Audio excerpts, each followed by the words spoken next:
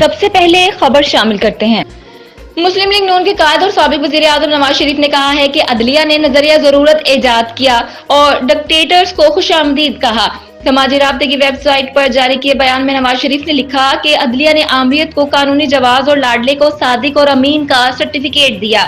عدلیہ نے منتخب وزیر اعظموں کو پھانسی دی، جھوٹے مقدموں میں جیلوں میں ڈالا، بیٹے سے تنخواہ نہ لینے پر تاحیات نااہل کیا، بینچ فکسنگ کر کے آئین دوبارہ لکھا۔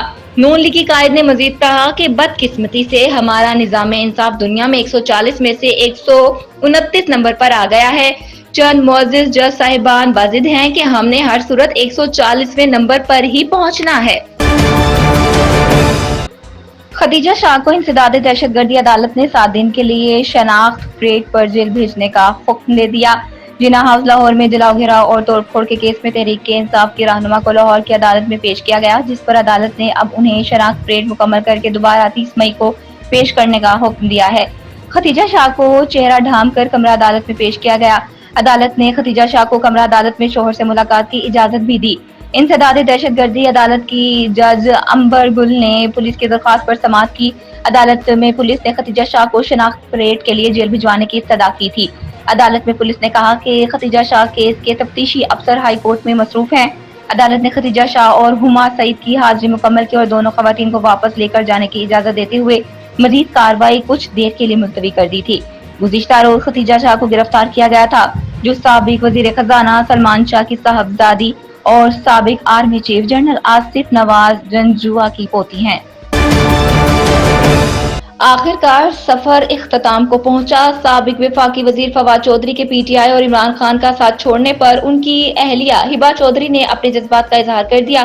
سماجی رابطے کی ویب سائٹ ٹویٹر پر فواد چودھری نے پی ٹی آئی سے علیحدگی، عمران خان کا ساتھ چھوڑنے اور سیاست سے وقفہ لینے کا اعلان کیا۔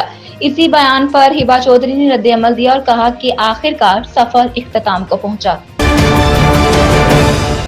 Pakistan Tehreek Insaf P T I کو ایک اور بڑا جھٹکا لگ گیا۔ سیکریٹری جنرل اسد عمر نے پارٹی چھوڑنے کا فیصلہ کر لیا۔ ذرائع کا کہنا ہے کہ اسد عمر تحریک انصاف سے علیحدگی کا باقاعدہ اعلان کچھ دیر بعد کریں گے۔ اس سے قبل اسد عمر کو اڈیالہ جیل سے رہا کر دیا گیا۔ جیل انتظامیہ کے مطابق اسد عمر کو عدالتی حکم پر رہا کیا گیا۔ خیال رہے کہ اسلام آباد ہائی کورٹ نے اسد عمر کو رہا کرنے کے احکامات جاری کیے تھے۔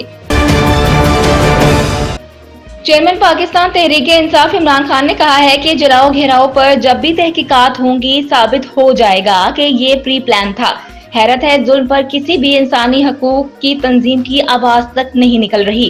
انٹرنیٹ پر خطاب کرتے ہوئے عمران خان کا کہنا تھا کہ تحریک انصاف کے کارکنوں کو ہی نہیں، حمایتیوں کو بھی جیل میں ڈالا جا رہا ہے۔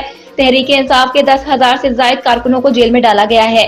یہ لوگ ایک جادو کا لفظ کہہ دیں کہ تحریک انصاف میں نہیں ہوں، آپ رہا ہو جائیں گے۔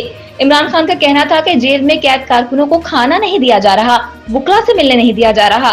میرے گھر کے اطراف انٹرنیٹ کاٹ دیا گیا ہے تاکہ عوام تک پیغام نہ پہنچے۔ میڈیا پر یک طرفہ موقف چل رہا ہے کہ کارکن اور عہدیدار گھروں پر نہ رہیں، کہیں چھپ جائیں۔ خواتین کے حقوق کی تنظیموں کو ان خواتین پر ظلم نظر نہیں آ رہا۔ شیریں مزاری کو ایک سے دوسرے جیل رہائی کے بعد بار بار گرفتار کیا گیا۔ شیریں مزاری بیمار ہیں، وہ یہ سب برداشت نہیں کر سکتی تھی۔ عمران خان نے کہا کہ میں نے شکر کیا کہ شیریں نے ظلم سے خود کو بچانے کے لیے پارٹی چھوڑی۔ چیئرمین پی ٹی آئی کا کہنا تھا کہ یہ صرف تحریک انصاف کو نقصان نہیں، جمہوریت ختم کی جا رہی ہے۔ پاکستان میں بنیادی حقوق ختم ہو چکے ہیں۔ انہوں نے سوال اٹھایا کہ 25 لوگ شہید کیے گئے، کیوں اب تک تحقیقات نہیں ہوئی؟ یہ تحقیقات ہوں گی، آج نہیں کریں گے تو مستقبل میں ہوں گی۔ عمران خان کا کہنا تھا کہ فیصلہ کر لیں کہ ملک میں اب پرامن احتجاج کی اجازت نہیں۔